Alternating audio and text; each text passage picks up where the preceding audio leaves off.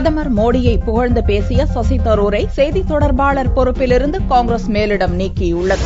மகாத்மா காந்தி பிறந்த தினத்தன்று தூய்மையான இந்தியா எனும் இயக்கத்தை துவக்கிய பிரதமர் மோடி அனில் அம்பானி, சச்சின், கமல்ஹாசன், சசி தரூர் உள்ளிட்ட 9 பிரபலங்களை இந்த இயக்கத்தின் தூதர்களாக அறிவித்தார். மோடி அழைப்பு விடுத்த பிரபலங்களில் சசி தரூர் மட்டுமே அரசியல் கட்சி சார்ந்தவர். காங்கிரஸ் கட்சியின் செய்தி தொடர்பாளரான சசி தரூர் மோடியின் அழைப்பை ஏற்றுக்கொண்டதோடு அவரை புகழ்ந்தும் பேசினார். திருவனந்தபுரம் எம்பியான சசி தரூரின் போக்கை கேரள காங்கிரஸ் கடுமையாக கண்டித்ததோடு அவர் மீது நடவடிக்கை எடுக்க கட்சியின் ஒழுங்கு நடவடிக்கை குழுவிடம் புகாரும் அளித்தது. மூத்த தலைவர்கள் ஏ.கே. அந்தோணி, மோதிலால் வோரா, சுஷில்குமார் ஷிண்டேவை உள்ளடக்கிய ஒழுங்கு நடவடிக்கை குழு செய்தி தொடர்பாளர் பொறுப்பிலிருந்து சசி தரூரை நீக்க பரிந்துரைத்தது. பரிந்துரையை கட்சித் தலைவர் சோனியா ஏற்றதைத் தொடர்ந்து சசி தரூர் உடனடியாக பொறுப்பிலிருந்து நீக்கப்பட்டதாக கட்சியின் பொதுச் செயலாளர் ஜனார்தன் திரிவேதி அறிவித்தார். இது தொடர்பாக அறிக்கை வெளியிட்ட சசி தரூர், உண்மையான காங்கிரஸ் தொண்டன் என்ற முறையில் கட்சித் தலைவரின் முடிவை ஏற்பதாக தெரிவித்துள்ளார்.